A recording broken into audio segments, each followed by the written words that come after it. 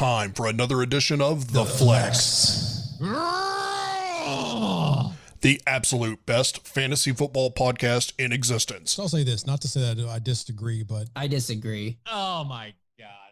Presented by Broadway Sports. All right, Flexers ready?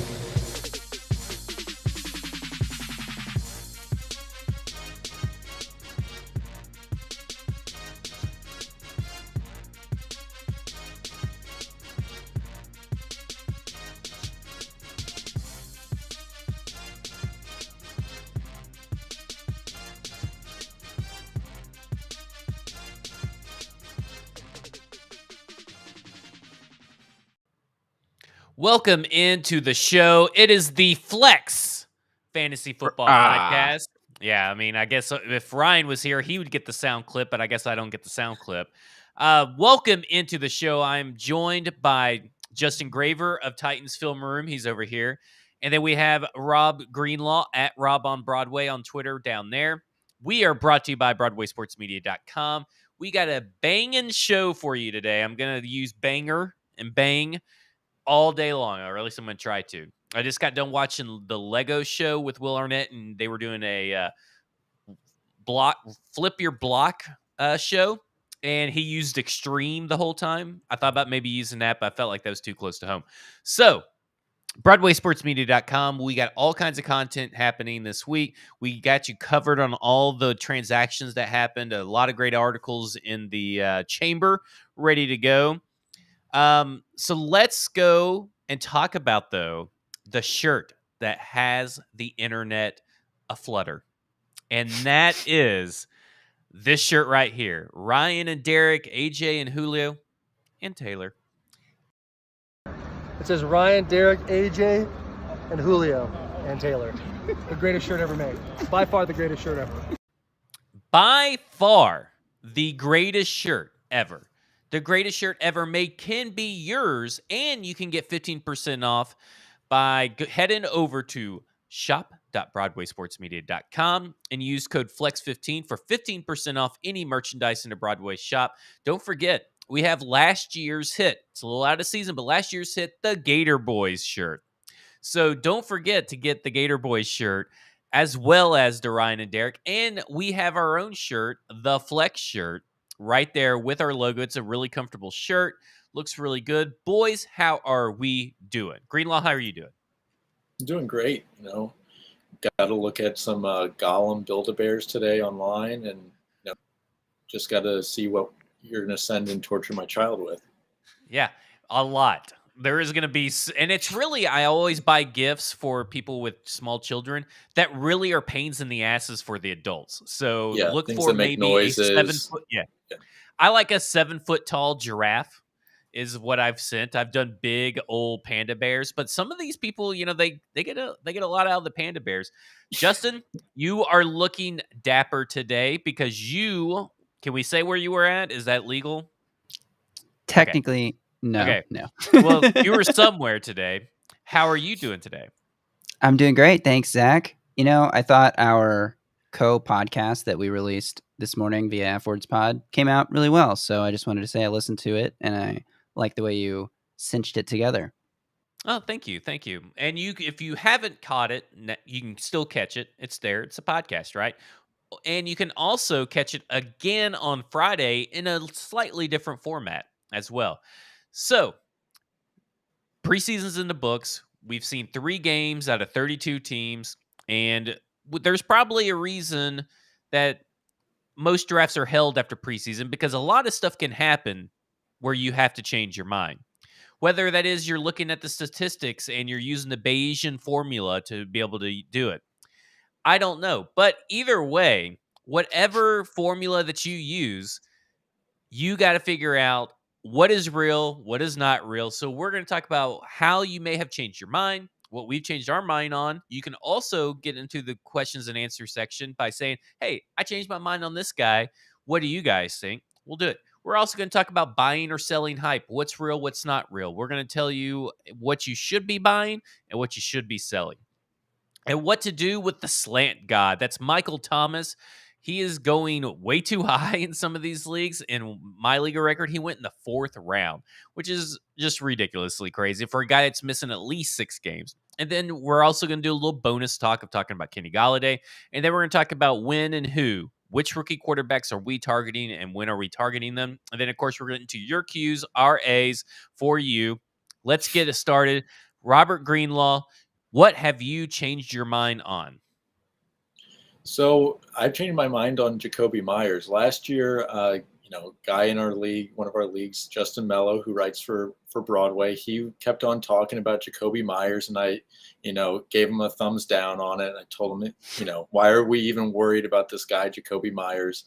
But from week 7 to 17 last year, he ended up being wide receiver 24. So, just making into wide receivers 2 status, and this offseason he might be the number 1 option for Mac Jones. So I'm in on Jacoby Myers. I think he can be, at worst, a flex type guy. Cue the sound effect. But at best a solid wide receiver 2. So I think he's looked really good in the preseason. He looked really good with Mac Jones over Cam Newton. So glad they made that decision. But he's a guy I've done a complete 180 on. Side note, though, imagine drafting Mac Jones in your league, dropping him from Cam Newton, and then having Cam Newton be released. Wouldn't that be super embarrassing? That would be the most embarrassing thing for anybody to go through, especially in a dynasty league where you're supposed to keep rookie quarterbacks, and dropping them for someone like Cam Newton. I mean, he drafted him. Mm-hmm. And then he drops him right after the draft for Cam Newton. And then the next day, Cam Newton's released. Justin, you've been a big advocate of Cam Newton changes how you view Damian Harris, how you view the wide receivers because of the goal line. And how do you view Jacoby Myers with Mac Jones compared to, say, maybe Nelson Aguilar or Jonnu Smith or Hunter Henry? I do think Jacoby Myers is a good fit for Mac Jones' style. He's like a quick read, get the ball out in the structure of the offense kind of guy. He's not looking to extend plays in the pocket and target deep shots all the time, unless that's like, the structured play. He really is a guy who plays in the offense. So for him, Jacoby Myers with his little slants over the middles, little out routes and things like that, I think it's going to be a great weapon for Mac Jones. I think that's a good pairing. I really like the tight ends now. I mean, Jonnu Smith, I think, is a great value in this offense with Mac Jones starting at quarterback. I think Cam Newton isn't a bad passer. I don't know how healthy he is now. I mean, we haven't seen him be a good passer in a few years just because of injuries and stuff, but really is in the red zone. I mean, Cam Newton, 12 rushing touchdowns last year. He was like in the top 3 in the NFL in red zone carries, which is just totally crazy. So with him gone from the offense, it just opens up possibilities for everyone else to score some red zone touchdowns that they weren't scoring in last year's version of this. It just really changes the whole landscape over in New England, having just Cam Newton even gone. I mean, like, having Mac Jones start is pretty big, and that affects a lot. But now you don't even have the threat of Cam Newton. So they're bringing in Brian Hoyer. So you still have a guy that's more Mac Jones-esque in his playing style than you do have Cam Newton. So it's like this whole offense just changes dramatically, just changes the Bayesian formula. So Titans Film Room, Justin Graver, tell us right now, give us what has changed your mind? For me, it's the Bills passing game. And the reason that I say that I've changed my mind here is just that I was afraid of drafting players in the Bills passing game, mainly Josh Allen and Stephon Diggs, because I thought they're just being drafted very high because they played so well last year. It's just natural to expect a little bit of regression from after such an amazing season by Allen and Diggs. But I actually think that there is room for them to sustain what they did. And it was the preseason action that changed my mind, particularly that last preseason game.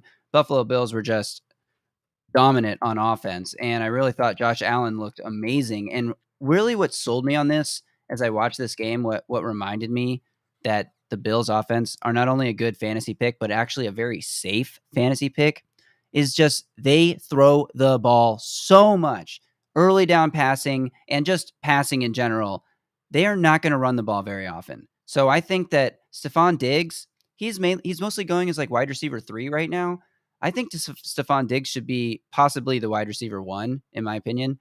So I'm all in on Stephon Diggs. Yeah, he's wide receiver 3. So I would draft him over Adams and Tyreek Hill, who are the 2 players being drafted ahead of him right now, just because I think it's so consistent in terms of the targets, like very dependable targets.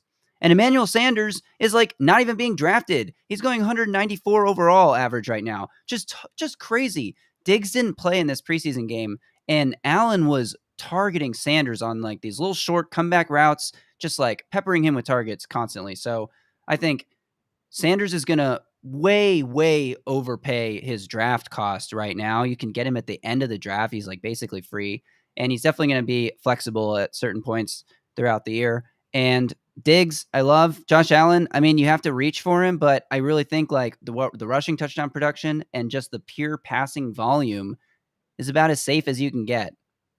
Well, when you have a running back like Devin Singletary who has a force field around him where he can't get Right. into the end zone, you have to look at maybe this passing game. And, Greenlaw, when you look at trying to get the running backs involved, is there a running back that you're comfortable with in Matt Breida or Devin Singletary or Zach Moss? I think I'd go with Singletary out of the 3, but this is a situation I'm trying to stay away from.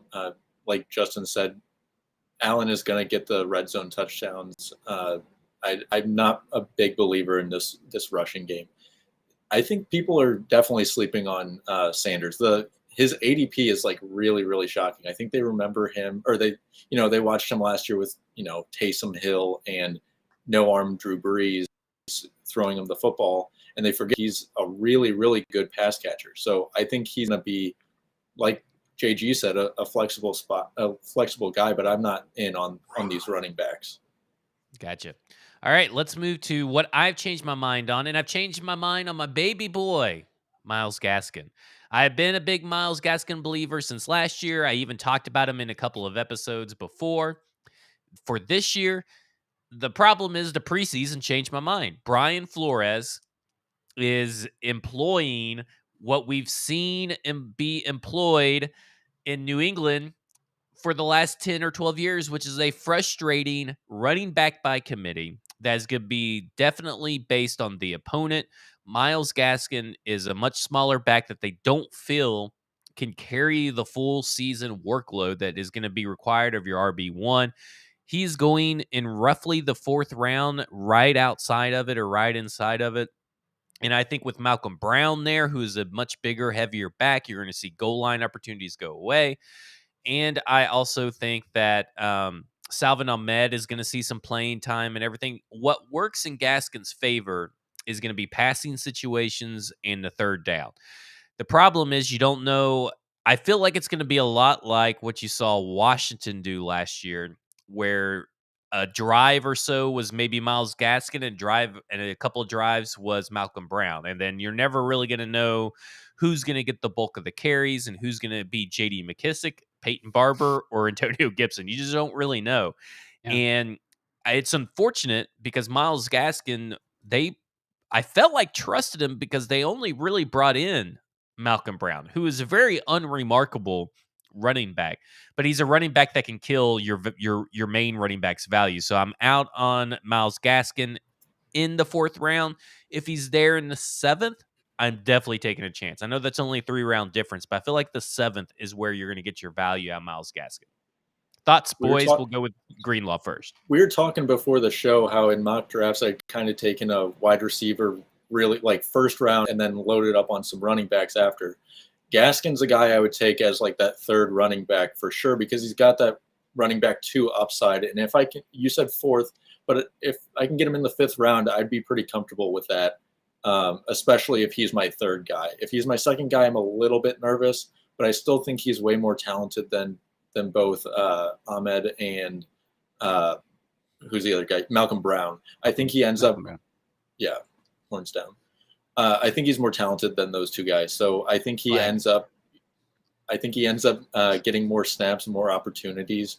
But the preseason does scare me a little bit.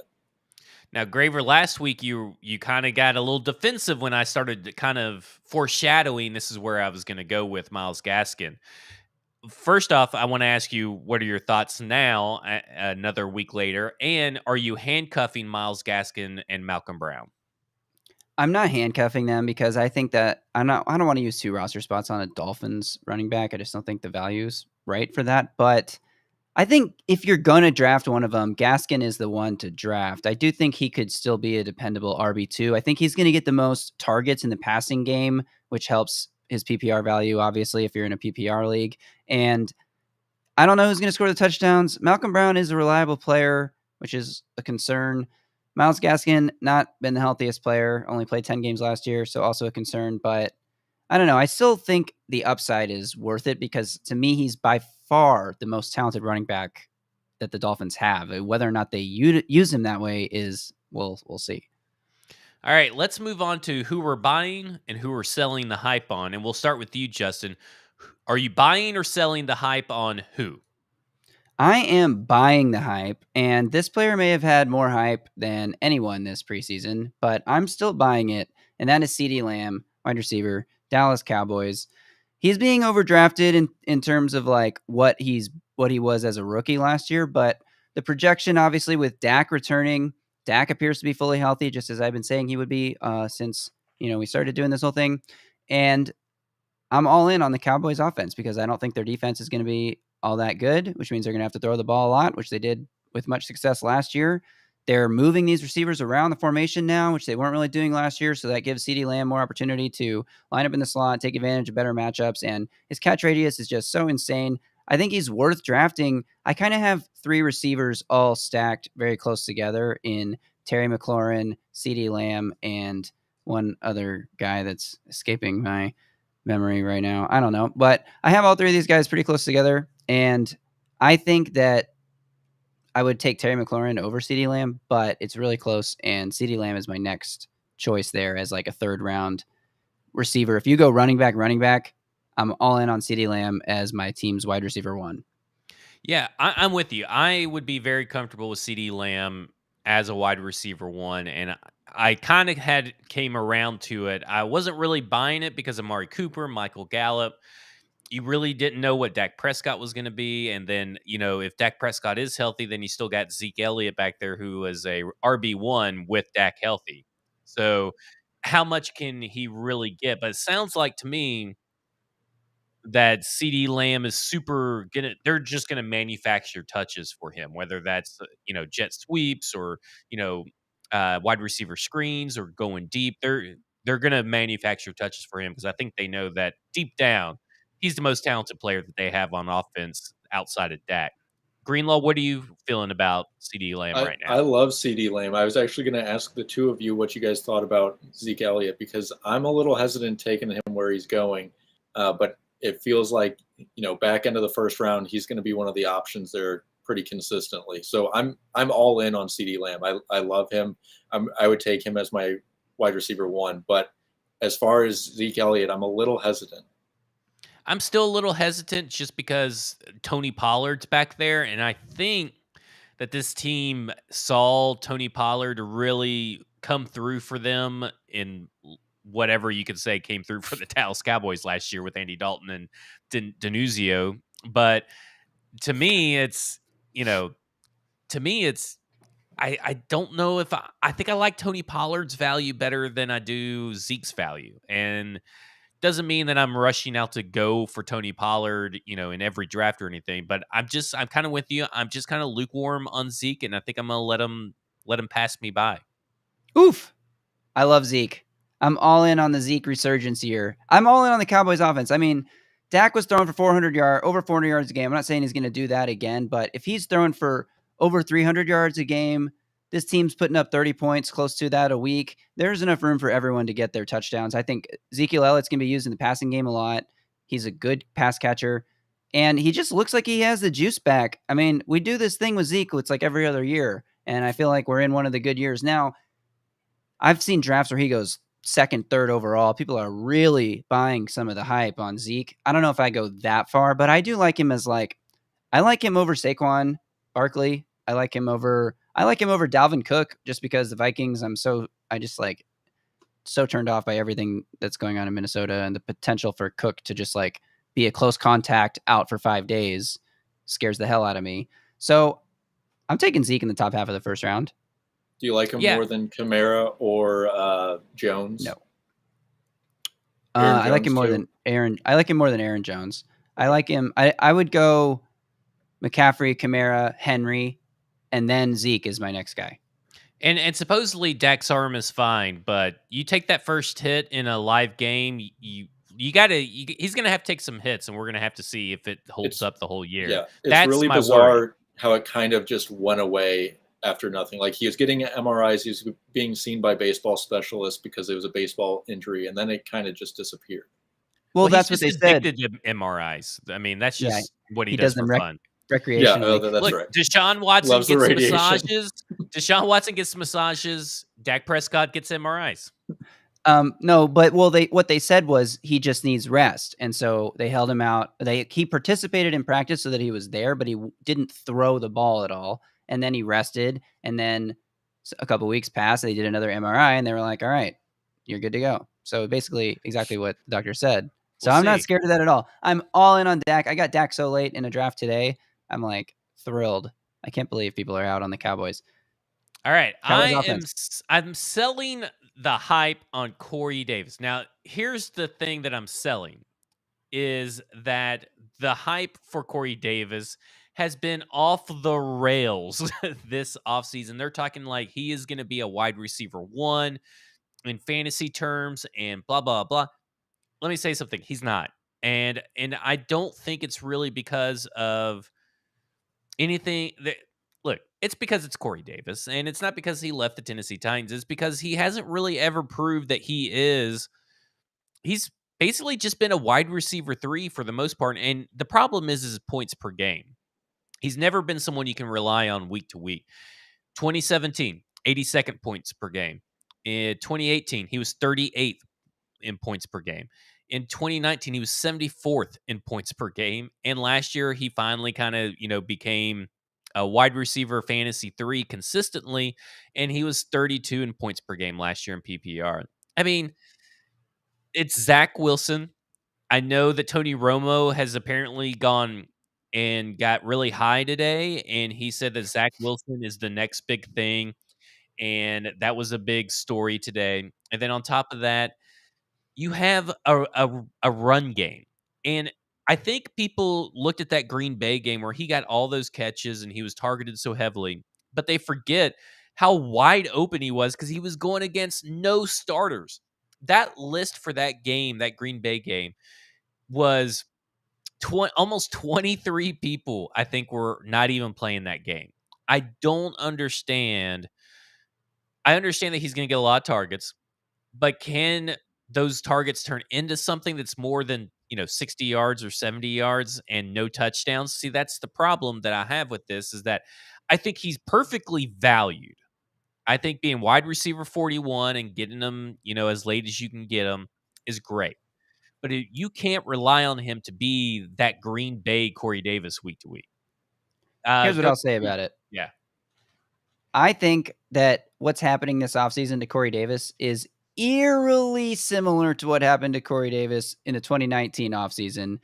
An Ole Miss receiver gets drafted in the second round. That receiver proceeds to get injured during training camp, so you don't really get to see what he can do. There's a ton of hype surrounding Corey Davis. He's making tons of plays in training camp. He has a real connection with Marcus Mariota Marcus Mariota. Blah, blah, blah, blah, blah, blah, blah. Season starts. A.J. Brown comes out of nowhere, this rookie from Ole Miss, and just dominates the targets whenever he and Corey Davis are on the field together. And I do agree with this comment. Corey Davis has had periodic moments where he showed what he can do. And yeah, needs to prove that he can do it consistently, which is the thing. He can't do it consistently. It's been 4 years. We know he can't do it consistently now. Corey Davis has done the preseason hype thing a few times. I think Elijah Moore, this was your value pick last week, Greenlaw, so totally in on that. I think Elijah Moore is an ultimate value here. And he's going to be a stud. He's going to be Zach Wilson's favorite target. It's just funny to see how this is playing out. It's crazy. Greenlaw, we'll let you do the Corey Same thing kind of Davis. happened with Odell Beckham too. Yeah. When he came into the league, he had like a hamstring injury or something that kept him out of training camp, and it kept him out of the first couple weeks of the season. Went like I know in my keeper league I got him like in the 15th round, but that's about where he was going. And then as soon as he was able to play, he was unbelievable. So I wouldn't be surprised if that's what Elijah Moore is this year. And if I get Corey Davis as like my wide receiver 4 or something, someone I'm on the bench until a bye week, I'm okay with that. If I have to put him as a wide receiver 2, I'm not super comfortable with that. If that was if I was forced into that situation, I'd be trying to deal him if he has a couple of good weeks prior to Moore coming back. That is your sell. That's a good sell high candidate right at the beginning of the year is going to be Corey Davis. That is going to be for sure because everybody's going to see these targets and start getting all salivating and all that kind of stuff. So Greenlaw, buying or selling, and who is it? I am buying Terrace Marshall Jr., the 3rd wide receiver for the Panthers. Last year we saw basically the same role go to Curtis Samuel. He had over 90 targets. He was wide receiver, I think 24 last year. They had 3 wide receiver 2s in that Carolina offense. So I have no doubt that this offense can support 3 wide receiver 2s again. So he's going 191 overall. That's incredibly late for someone who's going to step into a role where, even if there's a dip, 80, 90 targets, because Samuel missed a game last year and he still had over 90 targets. So 80, 90 targets for Marshall. He's looked amazing in preseason. It makes me sad every time I see him in preseason because I wish the Titans would have gotten him. But he looks great, and I think he's got an upgrade at quarterback the Panthers do from, Teddy Bridgewater to now Sam Darnold, who can threaten downfield a little bit more. So I think all 3 of the Panthers wide receivers are good bets, and the value with Marshall is like ridiculous right now. I don't have anything to add other than I'm all in on Marshall and try to get him in every league I'm drafting in really late because you're correct. Everything you said, the stats, the target share, what you've seen in preseason, he is the real deal. He's very Justin Jefferson-esque in my opinion, that he's going to be someone that's probably going to end up being the best wide receiver out of this class. I'm in on it. Agreed. All right. Let's talk about what to do with the slant god. I'll start us off. I really don't know what to do with Michael Thomas. I know this. I know what not to do. I'm not drafting him higher than double-digit rounds. And because I'm not taking a risk on a guy who is coming off an injury, who doesn't really like his team, and his team doesn't really like him. He's sort of a little bit of a diva. And on top of all of that, last year in points per game, so only the games he's played in, he was 41st in points per game. In PPR, which is his bread and butter, mind you, because that's all he can do is catch little slants and all these easy balls. We don't know if that's him or Drew Brees. Well, I mean, if anything, He wasn't doing anything else with Taysom Hill. Last year when that was the case, he wasn't doing anything different. But doesn't Drew Brees's Taysom Hill need more reset? I realize the Drew Brees of last year fits perfectly for the Michael Thomas of last year or of any year because he doesn't go deep, right? I mean, Michael Thomas is known for this stuff, so it's hard for me to get excited. It's hard for me to want to draft him in the 8th round, the 7th round, which he's going. When he's going to miss 6 or more games, this is a guy that could probably slow play the injury and all this kind of stuff. I just don't like the situation. I'm waiting. If he's there in the 12th round, I'll take a flyer and stash him. But if you're drafting him and you don't have 4 other wide receivers already, then you're just wasting your time. If he's your first wide receiver off the bench, you're in big trouble, I think. Because, like you said, you're not getting him until week 7. I mean, if you're relying on him to make an impact, horrible decision. You need to draft him as if he's barely going to make an impact this year, at the ultimate flyer pick. I would not put any stock into him doing anything this year. But I did pick him up when he was, my 5th wide receiver, my 6th wide receiver, something like that, where he's just an upside play. In the league that I'm in, my league of record, in which I won the championship, I made the brilliant trade around week 5 or 6 where I gave away Justin Jefferson and Chase Claypool. Two rookies who were just on a little hot streak that was sure to die off. For Michael Thomas, expecting him to be back in a week or two and to resume his role as a wide receiver bona fide fantasy star. Man, did I get burned by that bull crap. So I am just totally staying away from Michael Thomas. If he falls to the 13th round, then sure, take a shot.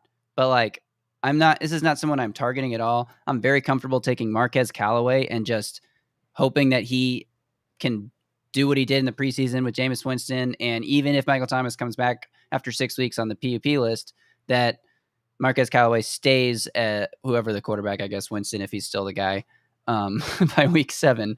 Hope that he stays the number 1 target there, and just no Michael Thomas for me. Would you Wide rather receiver draft 30 is insane, by the way. Yeah. Absolutely insane for a guy who might miss half the year. Would you rather draft Marquez Callaway 71 overall or Michael Thomas 71 overall? Gun to your head, you had to choose one for the year, because I'm going Marquez Callaway. Same. I am too. I'm taking the guy I know is going to be playing at least 1 week this year. Now, Yeah, Graver really. wants to know, he couldn't go through and do the set topics that we had. So he wants to add one real quick. And I'm just going to ask you, Greenlaw, I'm not even going to answer. What do you want to do about Kenny Galladay? I don't want to have any piece of the Giants passing attack or running attack, actually. I don't want anything to do with the Giants, period. So he's going one spot before Michael Thomas. Who would you rather have? I guess Kenny Galladay, but not really. Marquez Callaway over both these guys. No thank you on this. I have no faith in Daniel Jones. I like Kenny Galladay as a player, but I don't have any faith in Jason Garrett or Daniel Jones or this offensive line to keep Daniel Jones upright. I mean, this team is going to be a mess. Yeah, agree. Anything to add on this topic you just had to have? Well, I just wanted to mention that these are both guys that I'm not drafting at all. I can't believe their ADP is so high. And if I had to take a wide receiver going after them instead of them, Jerry Jeudy's going 31, Devontae Smith's going 32, Robbie Anderson's going 33, Deebo Samuel's going 35. I'd rather have any of those guys than I think you could just list the rest of the wide receivers, and that's who I'd rather have than these two guys. Yeah, I mean, the list does go on and on. Let's talk about these rookie quarterbacks, because I'm looking at the ADP, and it hasn't really changed that much. What I would have thought it would have changed, maybe there hasn't been a lot of fantasy drafts, but I'm looking at it. It goes Trevor Lawrence, then Justin Fields, then Trey Lance, then Zach Wilson, then Mac Jones. In that order, now Trevor Lawrence is QB 14, and that's where he's going right now, which I think that's the worst value out of everybody, and Mac Jones is the best value out of everybody. So okay. Let's just real quick. Let's go through these quarterbacks pretty quick. Trevor Lawrence, are you drafting him or avoiding him? And is he ranked too high? So Graver, what do you think?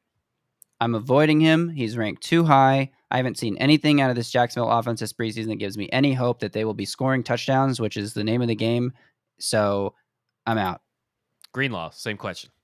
I agree with JG. The only positive I would give is they might be down by so many points they have to pass the ball, and he'll have some volume stats. So basically, Blake Bortles is exactly. What Mac Jones is. Yeah. Okay, so the next one up is Justin Fields. Do you think that Justin Fields should be the number 2 rookie quarterback consideration? Where would you rank him among these 5? We'll start with Greenlaw. I think I would rank him maybe last. I'm not so sure we know exactly where he's being drafted or when he's going to be playing this year. So that's the only reason I would put him last. Mac Jones we know is the starter. Trey Lance, I think there's just more upside with Trey Lance than Justin Fields as far as the offense that they're in. And Zach Wilson we know is going to be starting day 1. So I think he would be last for me. That doesn't mean I don't like him, but I think he would be 5th in this ranking. Greenlaw, what do you think? Yeah, that's fine. Sorry, Graver, what do you think?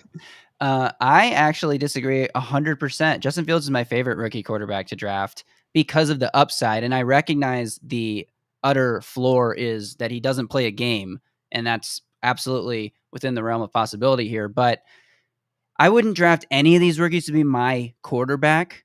Just like I said last year, you'd be crazy to draft a rookie quarterback and rely on him every single week because you're going to get a random 4-point week in there, which you did get one of with Joe Burrow last year. Boom, got it out of the way. Justin Fields, if he does get the chance to start, I think has the highest ceiling. So I'm in on Justin Fields as, like a stash quarterback 2 guy over anyone else. I do think Trey Lance also has a very high ceiling, but I think Trey Lance has equally low floor to Justin Fields. And just based on what I saw in the preseason, I like Fields better. I think Fields was tucking and running more. I know Trey Lance can run, but like Fields showed that ability more in the preseason, which is a high floor in terms of fantasy points. So I like that aspect of it, and that's the tiebreaker. So what are you doing about Zach Wilson and Mac Jones? Obviously, Mac Jones is way too low. I mean, he is the guy. Zach Wilson is also the guy, and for them both to be dubbed the guy, and they're not that high. Are these guys that you're willing to take and have to be your backup guy, or are you just avoiding these two guys altogether? We'll start with you, Graver. I think Mac Jones is not going to be a great fantasy performer this year. I just think the Patriots are going to run a slow-paced offense with a lot of run, a lot of handoffs, and he's going to not average that many pass attempts, and he's going to throw for like 200 yards a game and maybe a touchdown. I don't really like Mac Jones as a fantasy player really at all this year. I think Zach Wilson, though, now the preseason is the preseason, and it's hard to take away anything from it really, but just basing what I saw in the preseason, I watched basically every preseason game, Zach Wilson looked really good. He looked really comfortable in the pocket. He was stepping up and navigating and firing the ball downfield. Looks like he has the strong arm that everyone talked about he had. I really like Zach Wilson. I mean, the difference between what Zach Wilson and Mac Jones did for most of the preseason is that Zach Wilson started, and he only played 2 games, but he started both those games and played against higher string player. I don't know how many starters were playing on the other teams, but higher string players. Mac Jones played mostly with backups and against backups. Same goes for most of these other quarterbacks that were rookies. Trevor Lawrence and Zach Wilson were the 2 that really played against first stringers, at least whoever started the game for the other teams. And I think Zach Wilson looked the best out of all of them. And the fact that he's going the latest out of all of them is a little crazy to me, just because if, Matt LaFleur's brother, Mike LaFleur, is able to run an offense anything like what the Shanahan tree has produced around the league, the upside here is very high. So I think he's going so late. I would take a chance on Zach Wilson. I'm glad I got him in our dynasty league. I'm not saying he will pan out for sure, but I think, again, all these guys have really high ceilings. They also have really high bust potential. So I don't know. I think Zach Wilson has a way higher ceiling than Mac Jones. I think they all have higher ceilings than Mac Jones. Mac Jones is my least favorite. I wouldn't draft him. Greenlaw, let's talk about this real quick. This is a very impressive, in my opinion, quarterback class when you look at the situation that they're in, because eventually Justin Fields is going to get rid of Matt Nagy out of there, and then Urban Meyer is going to fake an injury. So I'm not too worried about their future situations. Who out of this is going to be in 5 years? Who is going to be the cream of the crop quarterback to own, the next Patrick Mahomes or Deshaun Watson or Lamar Jackson? Who is going to be the next great fantasy quarterback out of this draft class? I know I ranked him last, but I think for this year he's last for me. But I like Justin Fields. I think going forward the best. He's going to have a completely clean slate after this year, most likely with a new coaching staff. What if they get him Brian Dable or something like that? That would be incredible for him and his fantasy value. So I like him the best. And then probably Trey Lance, because I just like Kyle Shanahan's system so much. So those 2, and then Zach Wilson maybe close second. Trevor Lawrence feels like he might be stuck with Urban until Urban calls it quits. I'm going to go with Trey Lance. I think that you haven't seen a full Shanahan, Trey Lance kind of deal going, and I think he's going to be a little bit more durable than what RG3 was. And I think eventually, I don't know what to make of this. Jimmy G plays a drive, and then here comes Trey Lance and plays a drive. I don't get the point of it.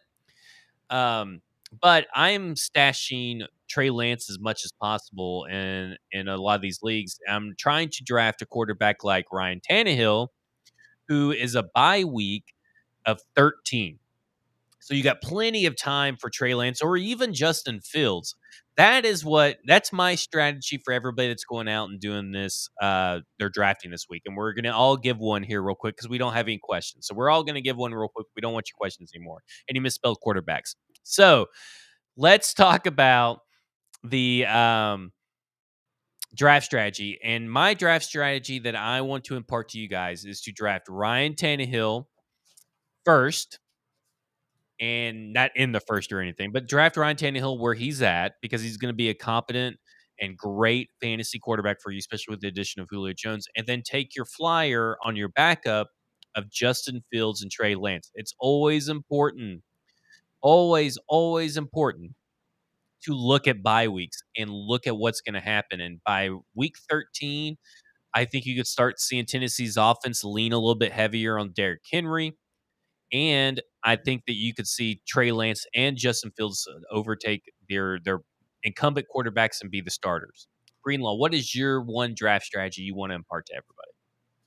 I would say that if you get stuck with like the Mike Davises, the James Robinsons, the Myles Gaskins, make sure you get a couple of them. So get your RB1 like in the second round or in the first round if you're able to, and then if you're stuck with those guys as your RB2s, get 2 or 3 of them so you're not stuck, because we don't know really the situation with any of those guys. So make sure you loading up and insulating yourself from, whether it's injury or they lose playing time to someone. Graver, take us home.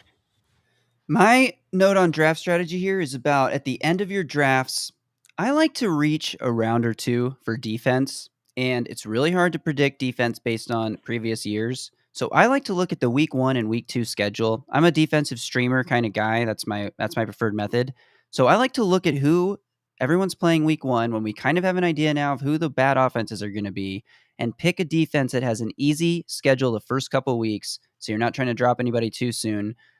We're not forced to because of a defense. And there's a few defenses I like that have really good matchups week 1 that I'm okay taking in your third to last round to ensure that you get them, and then take some random sleeper like Emmanuel Sanders in the second to last round, and then get your kicker in the last round if your league requires that you draft a kicker. If your league doesn't require you draft a kicker, don't draft a kicker. But if you do draft a kicker, draft Evan McPherson of the Bengals. He's about to be the best rookie guy that we've seen in a long time. Okay, the defenses I like for week 1, the Broncos get to play the Giants week 1. That's a crazy good matchup. And then they get the Jaguars week 2. I love the Broncos as my number 1 defense to draft this year. I also like the 49ers who get the That's Lions. what I was going to say. Lions week 1 is a pretty good matchup. Their week 2 matchup is the Eagles, which could end up being a good matchup. I'm not really sure yet. We'll see how the Eagles look week 1. But if the Eagles look really bad week 1 and you have the Niners week 1, then keep them for week 2. I think that's another good matchup. And then my last one is the Rams, who get the Bears with Andy Dalton week 1. Great matchup. And then week 2, they get the Colts with who knows what the Colts offense is going to look like. I am out on the Colts offense. I don't think it's going to be very good. So I like the Rams as those are my 3 defenses to target this year. Well, thank you to everybody that joined us today. I do have a post-draft strategy real quick. Okay. I would recommend that if you don't have to take a kicker in the, in your draft and you need to pick one up, don't use your entire fab budget on one. Don't spend your entire season's worth of fab budget on a kicker. That's not a great strategy. I would not recommend it. Well, next week, boys, we're bringing back sit start. Are you guys excited to get dominated by me? I know I am excited to dominate you guys.